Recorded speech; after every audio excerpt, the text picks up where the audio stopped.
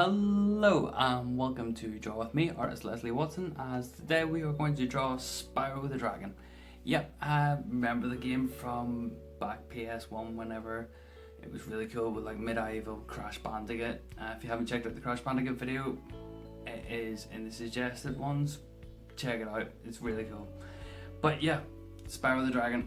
I've had a couple of requests for Spyro, so it was about time that I actually did it for you guys, so this one's all for you. So, not much more else to say, but let's get into this. So, as always, we start off with a wee circle, and then I start straight on the kind of curve of Spyro's body and onto the legs. Well, because, Spyro is a dragon and whatnot, so I basically started just mapping out, where his legs would be, where his body would be, and his tail. And then the wings. The wings are pretty cool. I like doing wings in general, but with this one, I might mess it up a little bit. You'll see a couple of times that I rub out and whatnot when I'm just doing the guidelines and whatnot, and just sketching out. But that's normal for any kind of artist, if you don't like something, just change it a little bit,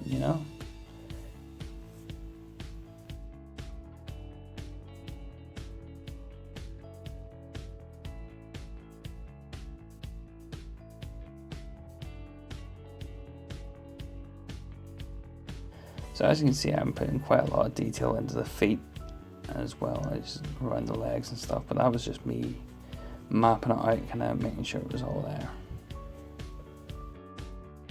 So now you can see me starting to get the head shape into there as well, because Spyro's head isn't exactly a circle, but you use the circle as a guideline to how big his head should be. And you see me, I do the lines, down the face and across the face for, where the center of the face is, and across where the bottom eye line is. I also put in the horns and the hair straight away there, just so then, you get a really good idea of, what Spyro looks like. He is quite animated stuff, so, the eyes are typical anime eyes, they're big, they're round, they're over animated.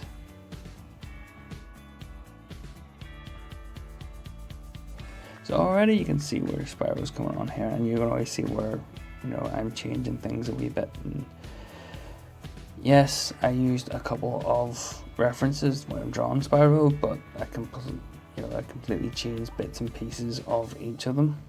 But I kind of kept the general shape and whatnot. Now, because I did it at almost the side of the page, because I wanted to fit both wings and whatnot in, it did kind of restrict me for the tail and the wing, but at the same time, that's something that I worked around, and it's something that you can experiment as well. If you want to make the tail longer or put it in a different shape, the wings in a different shape at all, by all means do it. So now you can see I'm getting into the inking phase, where it is just choosing them right lines to go along and fill in.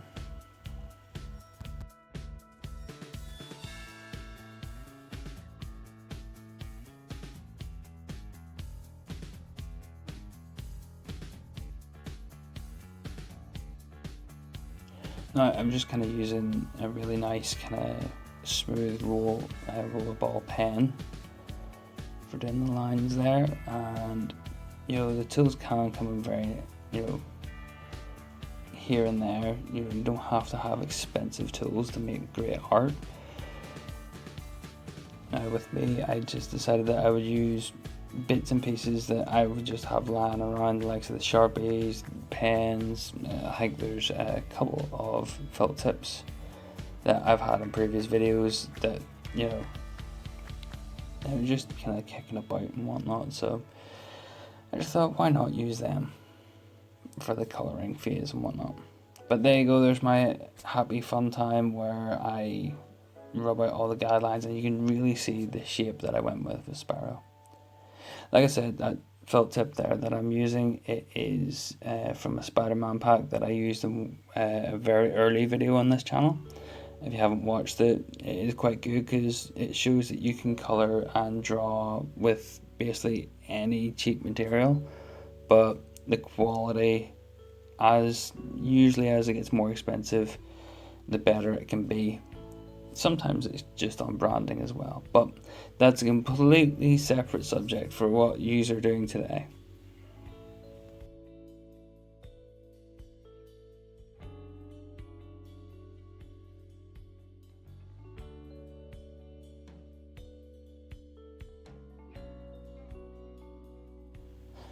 So you're probably thinking, wait a minute, that's pink. Why are you using pink? Spyro's purple.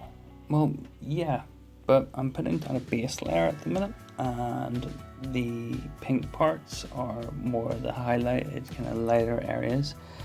As you can see, I'm coming in with the purple now. Now it looks very dark, but it does lighten up. Though coming into that, whenever you are putting down base layers, just be very careful of the colours you're actually using, because sometimes they don't darken up and whatnot. I've been using Sharpies for years and whatnot, and yeah, most of the time I get it right, and then sometimes not so much. They aren't really good to blend together either, but with the right tones and stuff, you can get that kind of blended effect. Now, usually what I would do is, instead of trying to blend them together and whatnot, I kind of give it kind of more separated effect. But with this, I did try and blend it together. Now, you'll also notice whenever I do end up blending and whatnot over the top, it is just with the colours, and it just gives it a wee bit of a darker tone. Again, like I said, the orange that I'm using here, same as the yellow, it was from a Spider-Man pack. So yeah, you could just leave it like that. Me, on the other hand, I thought, you know what, it's pretty cool, but you can take it to the next level.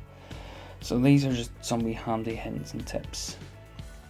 So like you see, I'm putting in more kind of grey or darker, kind of toning down the shade of the wings there, just so as then the actual body and the face, and especially the horns and the hair, stand out.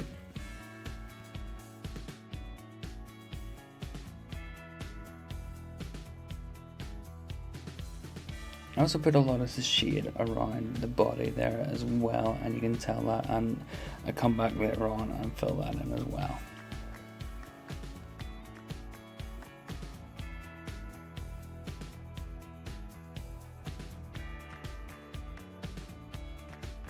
So I darkened down a lot of the bits where it was quite in the shade and whatnot.